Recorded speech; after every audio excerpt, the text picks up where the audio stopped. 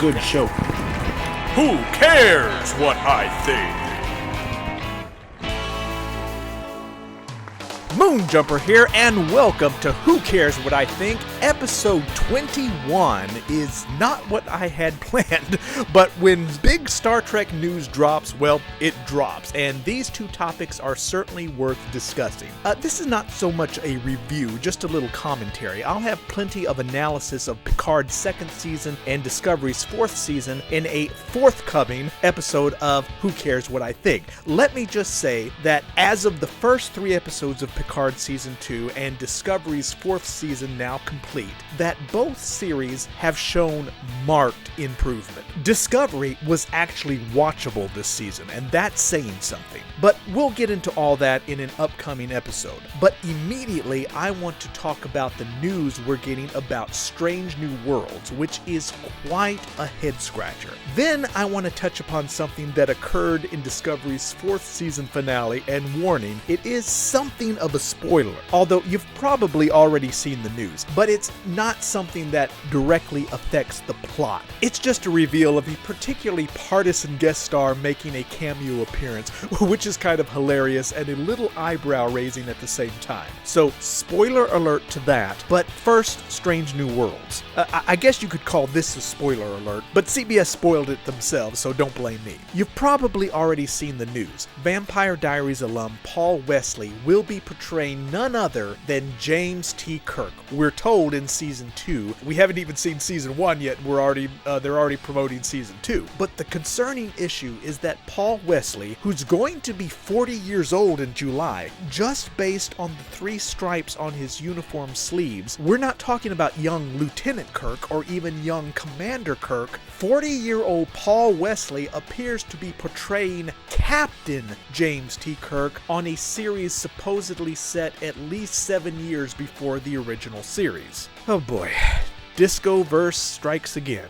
They just can't help themselves. You know, I was mildly encouraged when I saw the Stange New Worlds teaser the other day. We saw a very nice original series-esque shuttlecraft, a classic communicator, uniforms which are at least more era appropriate. These really are enormous steps in the right direction, and kudos for that. But I just can't shake the expectation that they are going to go out of their way to screw it up again, while insisting that, oh no, it's all set in the same timeline. We've already had warning signs. Uhura and Chapel are already aboard the Enterprise. Now, to be fair, we don't actually know when Uhura came aboard, but TOS Season 1 pretty firmly indicated that Nurse Chapel had only recently signed on in hopes of finding her lost fiancé, Dr. Corby. That was in the episode What Are Little Girls Made Of? Well, maybe it will fit.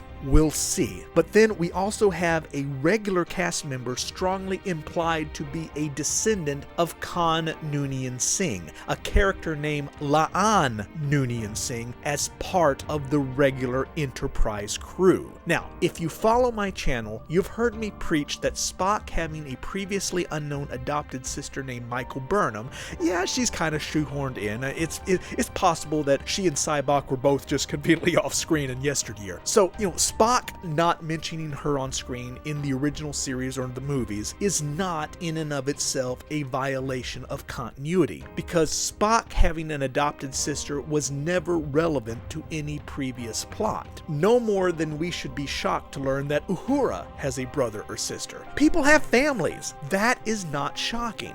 This is different. This is a reveal that directly impacts a pre-existing plot.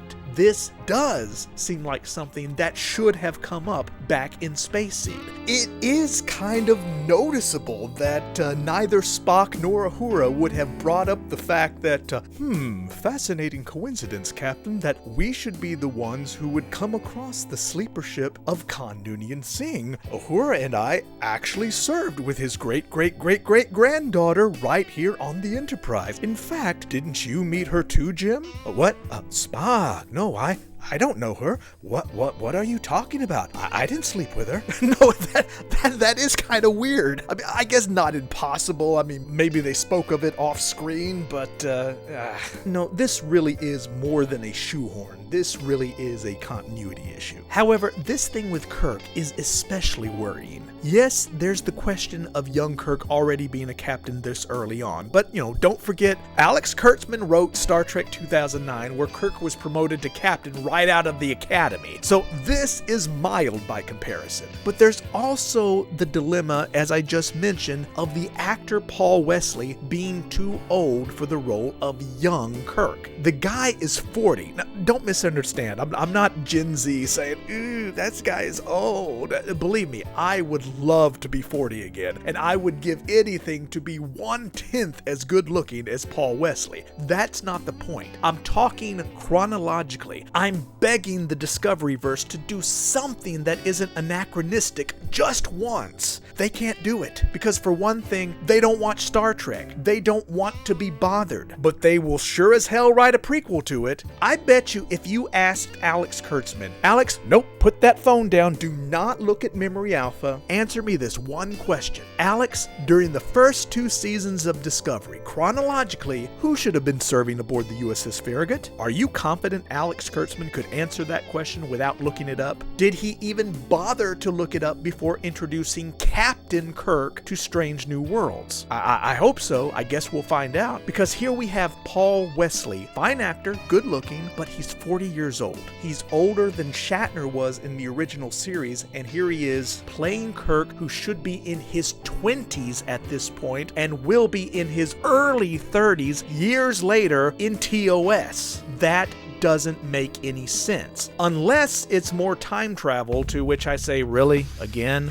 Are there no Star Trek stories that can happen without time travel anymore? So yeah, look, we've seen some good signs too. I'm hopeful that Strange New Worlds is not going to continue the Discoverse favorite pastime of bulldozing the canon, but we just keep getting burned because the showrunners will not watch Star Trek, or so it seems. I swear they just look up Easter eggs on Memory Alpha, but they will not take the time to watch all the classic series to learn and understand the context and continuity of those Easter eggs. They seem to think, hey, I can just throw in a con and a tribble and call it a day. At least when it comes to the 23rd century, the pre-TOS era. Picard, I've said before, they've done a much better job. Apparently they don't hate the TNG era to the same extent that they seem to passionately despise the original series and want to decanonize it. Please, CBS, Secret Hideout, I am begging you to prove me wrong. I want you to prove me wrong, or at least have the guts to call it a reboot or a separate timeline. Then you can do what you want. Everyone will be happy, new fans and old school fans. But if you're going to write canon Star Trek, you have to know the canon in order to make it make chronological sense. And it's actually not that hard and not that shackling of your creativity. When is Hollywood going to understand that space is big? There are plenty of stories that you can tell within a set time frame, and plenty of new characters you can create who don't all have to know each other or all be related to each other. You don't have to overwrite the existing canon, but you can add to it with plenty of breathing room, plenty of new and wondrous stories to tell. Space is really, really big. The title of your show is Strange New Worlds, so find some. Make up some stories about them. Please, we're all kind of excited about Strange New Worlds, which you put into production because you said you were listening to us. Don't let us down. Now, Discovery, the season 4 finale, which was actually good. It's literally the first decent and fully coherent season finale we have had since the Discoveryverse started. This has no bearing on the quality of the story. It's kind of humorous in my opinion, and so I rolling typical of the people currently dug in the wacky land of Hollywood. The reality that Republicans and independents watch Star Trek II is completely lost on them. They don't even think that anyone in middle America even owns a television set, let alone a streaming device. The Discovery Season 4 finale just gave us an unexpected cameo from none other than Georgia's fake governor herself, Stacy Abrams. Playing the President of the United Earth. Fake Kirk, fake governor, brought to you by Secret Hideout. I love it. These people and their complete lack of self-awareness. Ergo, the reason I say fake governor is Democrat Stacy Abrams previously ran for and lost the 2018 gubernatorial race in Georgia to Republican Brian Kemp, the actual current governor of the state of Georgia. But to this day, Stacy Abrams still claims to be the rightful winner of the 2018 race. Because you know the rules. It is perfectly acceptable for any Democrat to question an election, which they do every single time they lose. Every single time. But that won't get you kicked off Facebook. No, that's fine. But all that aside, Stacey Abrams is also the current Democratic Party candidate for the 2022 governor's race in the state of Georgia. This year, this upcoming election, well, that presents a little ethical, if not legal, issue for CBS now, doesn't it? See, here's the thing. I don't care if Stacey Abrams shows up on Star Trek. It doesn't affect my enjoyment of the story or the characters.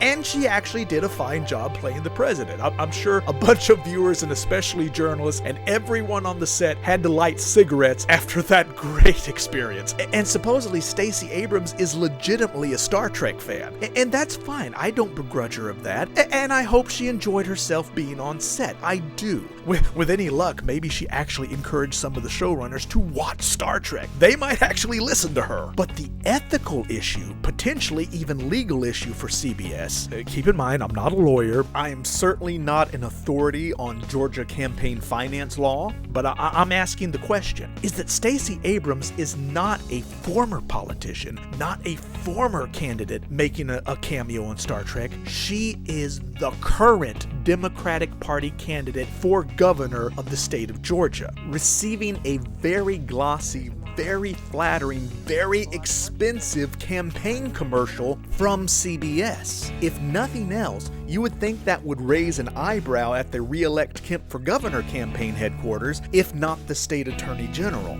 Let's not forget, Viacom CBS does a hell of a lot of business with the Georgia film industry. And here's CBS putting its full weight behind a single partisan candidate who, should she win, may as governor be inclined to reciprocate with some great tax benefits for the Hollywood studio who benefited her campaign. That's not an ethics issue. That's not a campaign finance issue. If nothing else, it certainly has the appearance of impropriety, of a conflict of interest, whether or not it is specifically illegal. It's certainly unethical in my opinion. So I'm just curious. Maybe some of you out there listening are lawyers. You can give me some of your thoughts in the comments down below. Just don't send me a bill. Your comments are pro bono. Is CBS going to be required to report this very flattering appearance of Stacey Abrams on Star Trek Discovery as an in-kind campaign contribution? Or maybe to avoid all that, could we expect to see a Republican candidate provided equal time? Will we see Brian Kemp guest star on Picard as president of a Federation planet? Or maybe at least a heroic admiral who everyone looks up to? No? Didn't think so. But who cares what I think? From deep in the heart of Texas, I am Moonjumper. Be sure to like, share, subscribe. Don't forget I'm on YouTube and Rumble now, and I'll see y'all next time.